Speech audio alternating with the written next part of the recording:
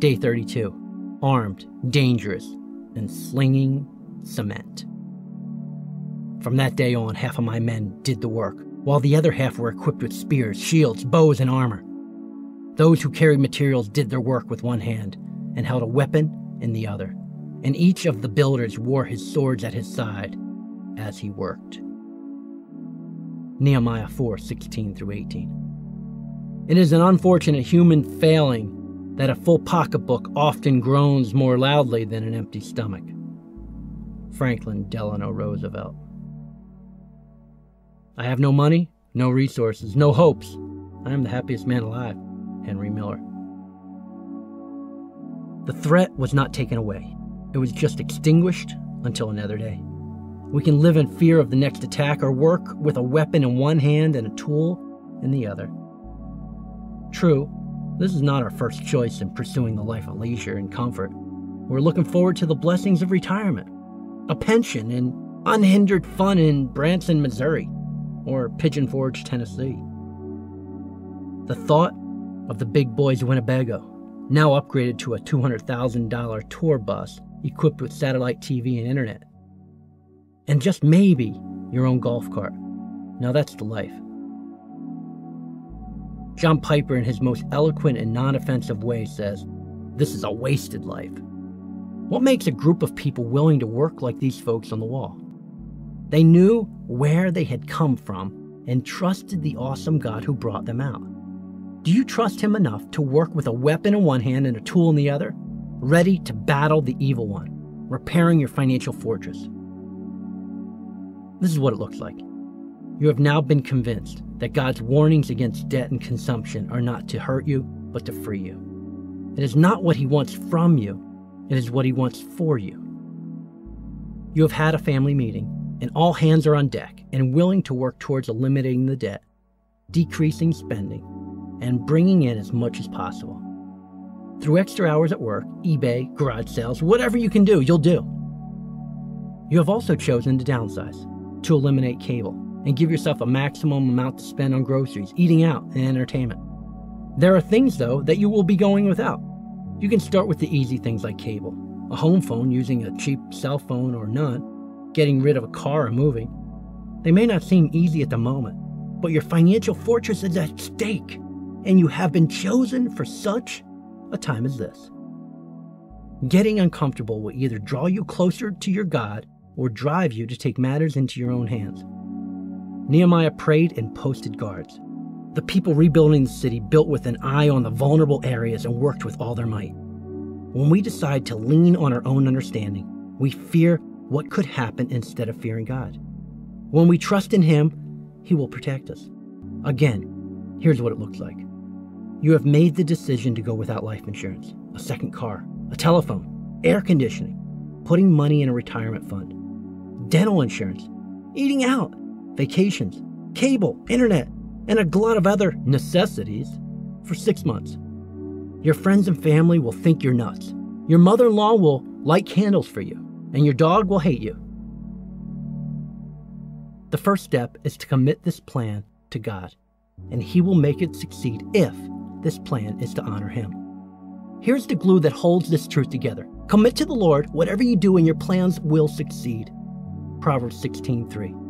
Your plan to do all this can be tracked and followed on a spending plan. To get a free downloadable spending plan, go to www.account417.com for a spending plan in Excel. Post the guards at the vulnerable places. How do we do this financially? Make a list of all the areas that you are vulnerable. Post-it notes are fine for those with limited patience. Remember, all additional income and freed up money goes on the current debts or short-term goals. When you are tempted to purchase, go back over the vulnerable list and ask yourself this question: will this help me achieve my goal or not? If not, scrap it. If so, weigh in and determine if the so-called need or purchase will help to shore up a vulnerable area. For example, you are convinced that your $3,800 per month mortgage is essential to your survival, and that you'll never, ever get the chance to buy a home in this area again if you don't keep it. You would be a fool to get rid of it. and you really haven't lost that much on it, or you have lost too much to get rid of it. It is time to take a deep breath and trust that God has a better plan than a 30-year prison sentence. A plan that includes a home equity line of interest or an interest-only mortgage that some fast-talking, profit-seeking mortgage broker told you would be crazy not to do. God does not want you to live this way. Upgrade today. God wants to take this weight off your shoulders. Jesus actually says, "Come to me, all you who are weary and burdened, and I will give you rest. Take my yoke upon you, for my yoke is easy, and enjoy the unforced rhythms of my grace." Matthew 11, 28 through 30 in the Message edition. Maria was a single mom who was praying for a BMW. She did not care how much she had to sacrifice, how long she had to work extra jobs. She hated her Honda Civic. As a mother of 2 small children, one of them disabled, she needed more than a 2-seater. God knew this, but she didn't know. He did. Someone donated a van to us to give to a single mom. I knew just the one, Maria. I called to see how she was doing, and she said she was still praying for a BMW, and God was already in the process of answering her prayers. She had totaled her Honda that day, and she started another part-time job.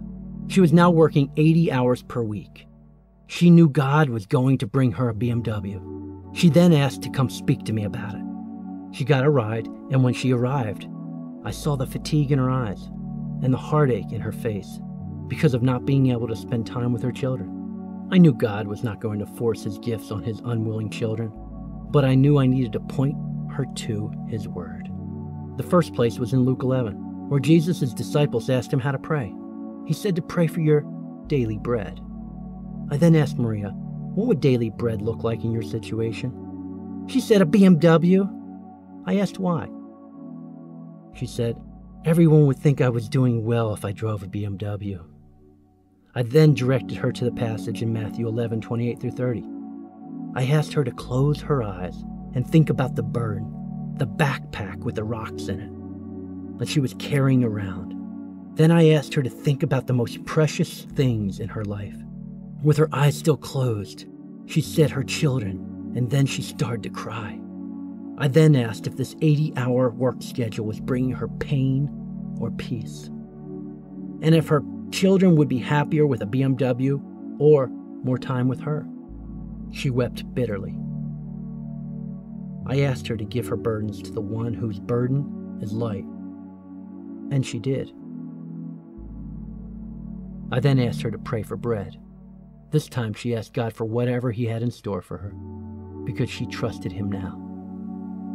In all my counseling with thousands of individuals and couples, I have never seen someone that broken.